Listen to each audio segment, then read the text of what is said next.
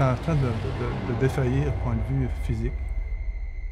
Fait que je parlais à Dieu, je dis à Dieu, ma mère, elle ne saura pas que je suis mort. Elle va m'attendre à tous les jours pendant peut-être 30 ans de sa vie qui reste à vivre. Et ça m'attristait. Je dis à Dieu, tu vas prendre soin de ma mère. Puis à un moment donné, j'ai trouvé une genre de ruelle. Là, je me suis dit, il faut que je me trouve un trou pour mourir.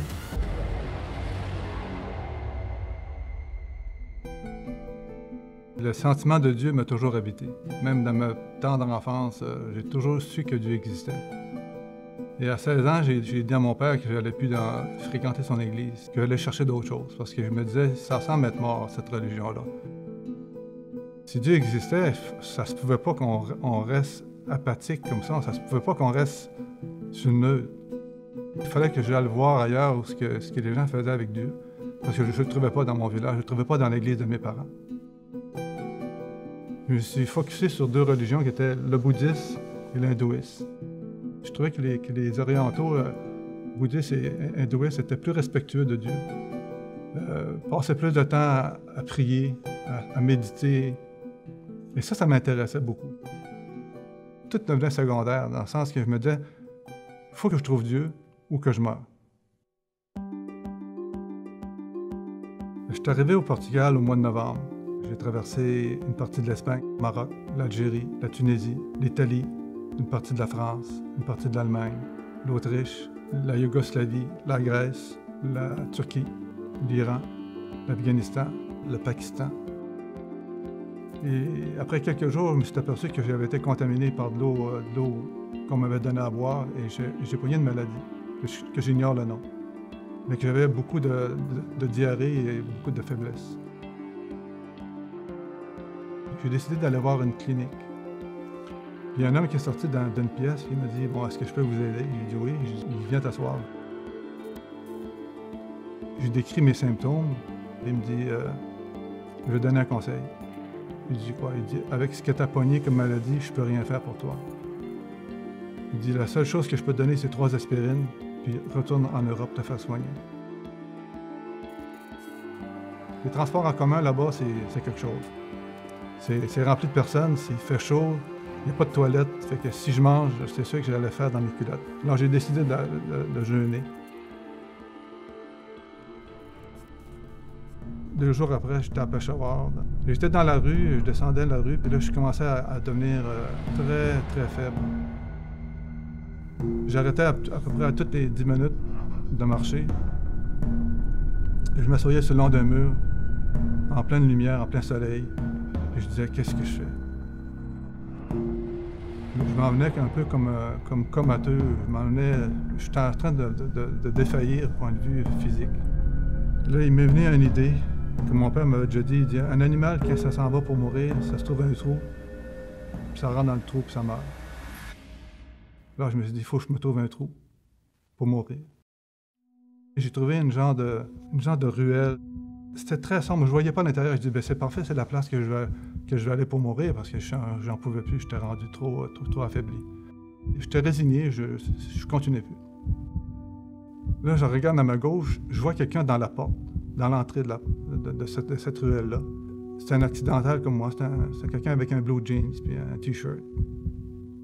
Puis je le vois qui hésite, mais il se met à rentrer tranquillement. Puis moi, je parle pas, parce que je dis, si je parle, il va faire le saut. Puis je voulais pas attirer l'attention sur moi non plus. Puis là, je vois qu'il prend son courage, puis il avance. Mais un moment, il m'a vu.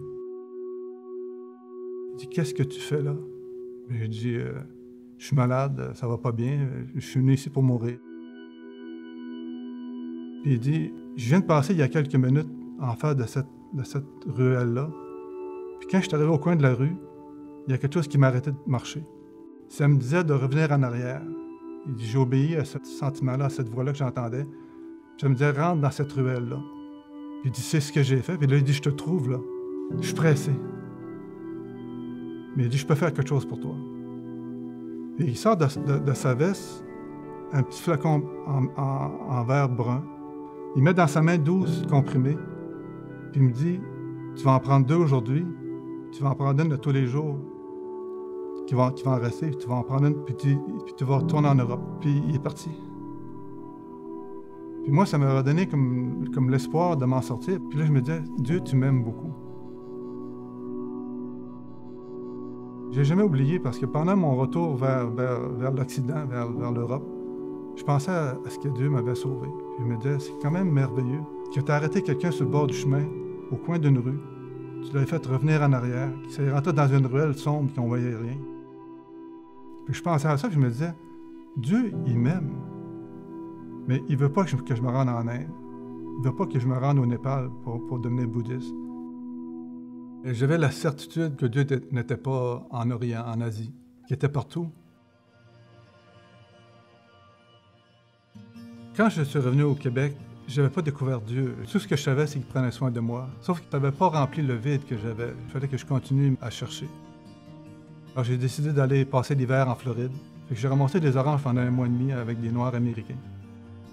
Ce qui m'avait surpris, c'est que tout le long de mon voyage vers la Floride, chaque personne qui me prenait sur le pouce me parlait de Jésus. Puis le jeune qui m'avait accueilli au départ, il était pasteur baptiste. J'allais avec lui à son église à tous les dimanches. Et j'aimais ça. À cause des chants, à cause que les Noirs américains sont très dynamiques. Je trouvais ça intéressant de voir qu'il y avait des gens qui avaient la foi dans Jésus puis qui vivaient d'une façon différente dans la région de mes parents. Je suis monté au Québec, passé Noël chez mes parents, après ça je suis descendu au Mexique. Je me suis rendu au Guatemala. Alors j'ai dit, je vais aller dans une place reculée du Guatemala. Les autres, ils allaient à l'église 8 fois par semaine. Et devinez quoi, il fallait que j'aille avec les autres. Les chants me touchaient beaucoup parce que c'était des chants qui étaient joyeux. Puis ce que je remarquais, c'est que les gens priaient avec ferveur. Et ça m'a beaucoup touché. Je me disais, les autres, ils vivent leur foi. Quand j'étais là, je touchais à ce que je cherchais. Là, je savais que j'avais trouvé Dieu. Je savais qu'il y avait un nom. Il s'appelait Jésus. Mon copain de l'Ontario, c'est avec lui que j'avais fait certaines démarches avec l'hindouisme et le bouddhiste. Il m'avait dit, Jésus, il est rentré dans ma vie. Et j'ai dit, explique-moi ça. Il dit, je comprends pas, mais ça m'intéresse. Il dit, la meilleure main que tu peux donner ta vie, c'est dans la main de Dieu, puis Dieu a donné son Fils pour ça. Il dit, il faut que tu donnes ta vie à Jésus. L'heure du coucher est venue, je me suis mis au pied de mon lit, puis j'ai dit, Dieu prend ma vie, sinon je vais la perdre.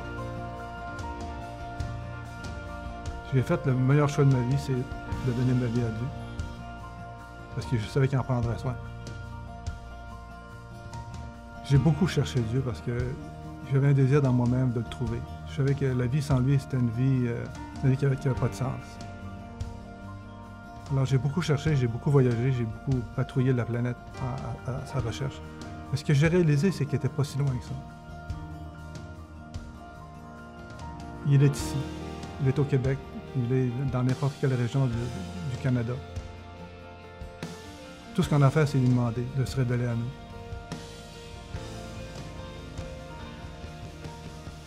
Mon nom est Jean-Guy Paquette et je suis deuxième.